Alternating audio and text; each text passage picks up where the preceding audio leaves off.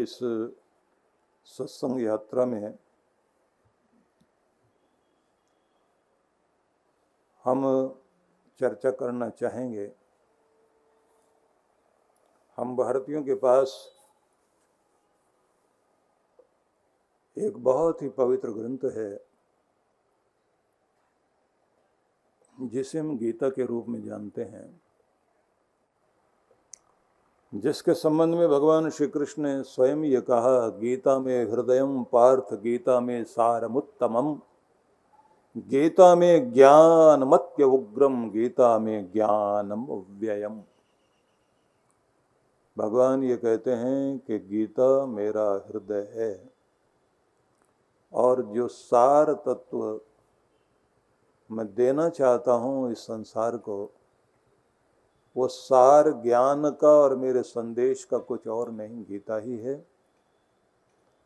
और जो उच्च क्षमता वाला ज्ञान मनुष्य का कल्याण करे, ऐसा ज्ञान भी जहाँ स्थित है वो ग्रंथ भी गीता ही है। गीता में ज्ञानम अव्ययम, अक्षय अमृत ज्ञान यदि कुछ हो सकता है तो वो भी गीता है। तो उस गीता के संबंध में कहा गया है कि 18 नाम गीता के हैं, जिसका मतलब होता है कि जो हमें पवित्र करे। गीता गंगा च गायत्री, सीता सत्या सरस्वती, ब्रह्म विद्या ब्रह्मवल्ली, त्रिसंध्या मुक्ति गेहिनी, अर्धमात्रा चिदानंदा भवग्नि भयनाशिनी, वेदत्रयी परानंता तत्वार्थ ज्ञान मंजरी, इत्येतानि जपेत नित्यम, नरो निश्चल मानस ज्ञान सिद्धिम लभे शीघ्रम, तथान्ते परमम पदम। 18 नाम वाली गीता, 18 अध्याय वाली गीता, इसके संदेश को यदि कोई भी व्यक्ति सुनता है तो ज्ञान की सिद्धि, संसार में सफलता तो मिलेगी ही, तथान्ते परमम पदम, उसको अंत में परम पद की प्राप्ति भी होगी, मतलब भगवान को प्राप्त करने में सफल हो जाएगा। तो इतनी सारी महिमा भगवान ने गीता की कही है। तो उस गीता ज्ञान को हम लोग श्रद्धा भाव से सुने भी सही, और दोनों हाथ सभी लोग जोड़ लीजिए, मेरे साथ बोलिए, कर्तव्य दीक्षाम, कर्तव्य दीक्षाम च समत्व शिक्षाम, ज्ञानस्य भिक्षाम शरणागतिम च ददाति गीता, करुणाद्रभूता कृष्णेन गीता जगतो हिताय। कहा गया है कि जहाँ कर्तव्य की दीक्षा मिलती है और समत्व का प्रशिक्षण मिलता है, ज्ञान से भिक्षा, ज्ञान की भिक्षा प्राप्त होती है और शरणागति का संदेश मिलता है, ऐसी गीता भगवान श्री कृष्ण ने मनुष्य मात्र को जब दया में वो ओतप्रोत हो गए तब उन्होंने इस ज्ञान को दिया, और यह अर्जुन को माध्यम जरूर बनाया है, लेकिन संसार के हित के लिए भगवान ने यह ज्ञान दिया। अब इस ज्ञान में कुछ चीजें इस तरह समझ लीजिए कि गीता में कुछ संदेश हैं, कुछ उपदेश हैं और कुछ आदेश हैं। कुछ तो मैसेज है भगवान का, कुछ ऑर्डर भी है,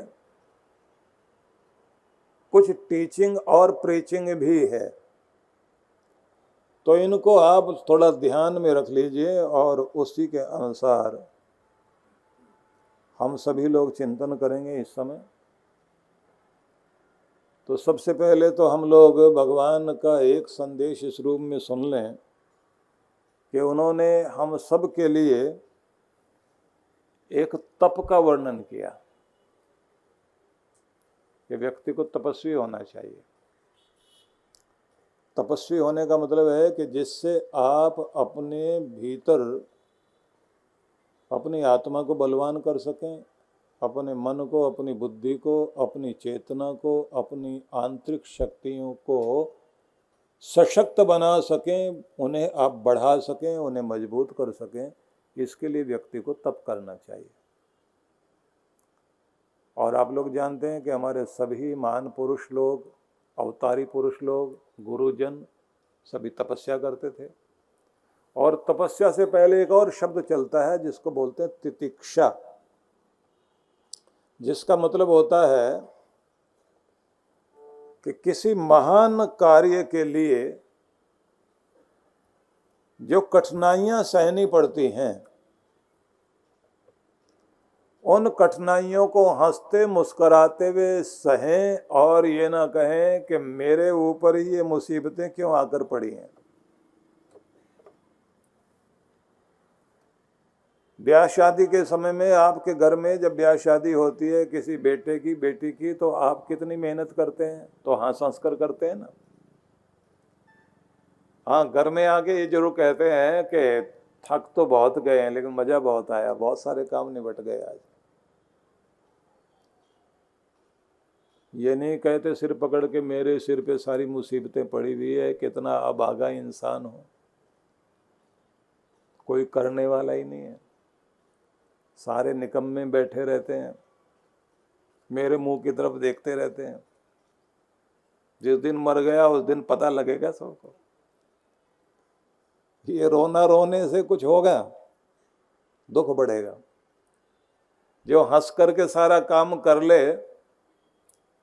और आकर के ये बताए कि थक तो जरूर गए पर इतना काम कर लेता हूं, ये भी समझ में आ रहा है, आनंद भी बहुत आया, जिम्मेदारियां पूरी होती जा रही हैं, भगवान बस शक्ति देता रहे, काम होते रहे। तो वो जो आप हंस हंस करके काम करते हैं और किसी भी तरह का दबाव न मस्तिष्क पर आने देते और न खुद को दुखी होने देते, तो उस सब को क्या कहा जाता है? उसको कहते हैं तितिक्षा, बर्दाश्त करने की वह शक्ति जो मुस्कुराते हुए आप अपने ऊपर दबाव लेकर भी काम करते हैं और दुखी नहीं होते, ना दुखी किसी को करते, तो वो गुण है तितिक्षा। इसके बाद में अगला एक गुण आता तपस्सहने, तपस्या का गुण। तपस्वी व्यक्ति है, इसके नियम को गर्मी सर्दी नहीं तोड़ सकती, इसको विघ्न बाधाएं रोक नहीं सकती, ये अपना कर्तव्य करता चला जाता है। दुनिया की आंधी उठती रहेगी लेकिन इसकी गाड़ी चलती रहेगी। ये हिम्मत वाला है, ये बहादुर है, ये कर्म योगी है, उसी को कहते हैं तपस्वी। वो तपस्वी होना चाहिए आदमी। और कृष्ण भगवान बार बार कहते हैं तस्माद् योगी भवार्जुन। उससे पहले उन्होंने बताया ज्ञानियों में भी, तपस्वियों में भी, कर्मशीलों में भी जो कोई सबसे आगे पहुंच जाता है, जो श्रेष्ठ बन जाता है, वो तो योगी होता है। अपनी तपस्या को भी योग से जोड़ दो, अपने ज्ञान को योग से जोड़ दो, अपने कर्म को योग से जोड़ दो। तो यहाँ महत्वपूर्ण बात है कि पहले तो तितिक्षा गुण को अपनाए। तितिक्षा भी एक तप है। तो भगवान ने 3 तरह के तप बताए। उन तपों को, क्योंकि उन्होंने खुद भी तप किया, 12 साल तक बद्रीनाथ से पहले वाले भाग में भगवान ने तप किया और 1 साल तो बद्रीनाथ वाले भाग में किया, जहाँ पर केवल बद्री फल खा करके तपस्या की। कृष्ण भगवान की तपस्या 1 वर्ष तो केवल बद्री फल, बद्री मतलब बेर, केवल बेर को खा करके ही, या ऐसे समझ लीजिए कि बेर भर का भोजन करके शरीर को तप के द्वारा अपनी शक्तियों को जागृत किया। क्योंकि हर किसी के पास में जो कुछ भी होता है उसे इस पृथ्वी पर आकर के जागृत करना होता है। आपके पास जो टैलेंट है ना, जो गुण है। और मजे की बात यह है कि जो आपके पास गुण है, जो कला है, जो भी आपकी स्किल है, उसी को लेकर के आप परमात्मा से उसे जोड़ दीजिए, तो वही चीज आपकी पूजा बन जाएगी, वही आराधना बन जाएगी। जो जिसको गुण आता है उसी गुण के आधार पर वो अपने परमात्मा की आराधना कर सकता है।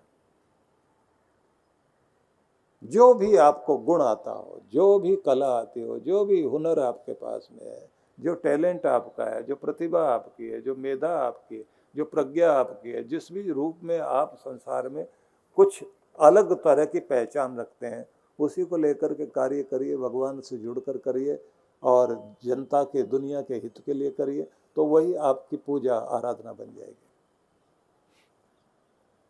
अब यहाँ मैं आपको इस आधुनिक काल के अनुसार किया जाने वाला एक तप बताता हूँ। भगवान कहते हैं कि एक तप है मानसिक तप, जो सबको करना चाहिए। अब वो मानसिक तप क्या है? उन्होंने बताया है मनः प्रसादः, मन को प्रसाद गुण से युक्त कीजिए। प्रसाद गुण क्या होता है? प्रसन्नता का गुण, खुश रहने का गुण। ये जो आपकी पीनियल ग्लैंड है, ये जो कान है ना, इन कानों से मस्तिष्क में सीधे ऐसे रेखा खींचे, और जो आपका तिलक वाला भाग है यहाँ से भी रेखा खींचे, बीच में एक जगह आ जाती है इस भाग में, यहाँ से यहाँ, ये जो पीनियल ग्लैंड है, इस पीनियल ग्लैंड से एक हार्मोन आपका स्राव होता है, जिससे आपके अंदर हैप्पीनेस का केमिकल जो है रिलीज होता है मस्तिष्क में, और सेरोटोनिन की मात्रा आती है, जिससे आप फील गुड को अपने अंदर महसूस करते हैं। वो फीलिंग जो आती है आपको, जिससे आप कुछ अच्छा महसूस करते हैं। ख़ास तौर से सवेरे सवेरे जो आपको ताजगी आती है, और जिसके कारण आप देखते हैं ना कि कलियां मुस्करा रही होती हैं, फूल खिल रहे होते हैं, छोटे छोटे बच्चे भी किलकारियों के साथ, और जो चल सकते हैं वो आनंद मना रहे होते हैं। पूरी चहल पहल दुनिया में दिखाई देती है। और छोटे बच्चे बिना बात के भी हंसते रहते हैं, बहुत खिलखिलाते हैं, वो कारण नहीं ढूंढते। जैसे बड़े आदमी को हंसने के लिए कारण चाहिए ना, कोई रीजन हो तो हंसे, मुस्कुराएं। शर्तें हैं ना हम लोगों की, तो खुश तो रहें, लेकिन खुश होने की कोई बात भी तो हो। मेरे ये काम बनवा दो आप, उसके बाद देखना मैं खुश हो जाऊंगा। तो हम शर्तें लगाकर खुश होना चाहते हैं। बच्चा बिना शर्त के खुश होता है, क्योंकि प्रकृति ने आपको उसी तरह का बनाया हुआ होता है। लेकिन समय के साथ में क्या होता है कि आपके इस पीनियल ग्लैंड के आसपास एक जो कैल्शियम है उसकी परत आकर जमनी शुरू हो जाती है। और बड़ी विचित्र बात यह है, उसके बाद आपके काम भी पूरे हो जाएं तो उस लोग जो है तब भी उतने खुश नहीं हो पाते, मतलब बहुत खुशी नहीं मना पाते। और अगर मना भी लेंगे तो 3-4 दिन मना करके उसके बाद में फिर मुंह लटका के खड़े हो जाते हैं। और किसी किसी को तो मैंने देखा है कि जिनको आदत हो जाती ना चेहरा लटकाए रखने की, उनकी तो काम भी बन जाए। वो एक आदमी के ऊपर मुकदमा चल रहा था, 3 साल हो गए, 3 साल में मुंह लटकाए लटकाए सारी दुनिया के सामने शिकायत, भगवान के आगे शिकायत, इधर से शिकायत उधर से शिकायत, सब करते करते जिस दिन उसका मुकदमा वो जीत गया, और वकील कह रहा था कि हो सकता है भाई सजा भी हो जाए, हो सकता है छूट भी जाओ, लेकिन जैसे ही जज ने कहा जाओ तुम बरी हुए। गुरु बिन ज्ञान न होत है, गुरु बिन दिशा अजान, गुरु बिन इंद्रिय न सधें, गुरु बिन बढ़े न शान। जीवन का पथ जहां से आरंभ होता है, उस मार्ग को प्रकाशित करने वाले गुरु ही होते हैं। गुरु वो दिव्य सेतु हैं जो हमें परमात्मा से जोड़ते हैं और आत्मा को उसके वास्तविक स्वरूप का साक्षात्कार करवाते हैं। गुरु के दर्शन मात्र से ही आपका भाग्य बदल जाता है।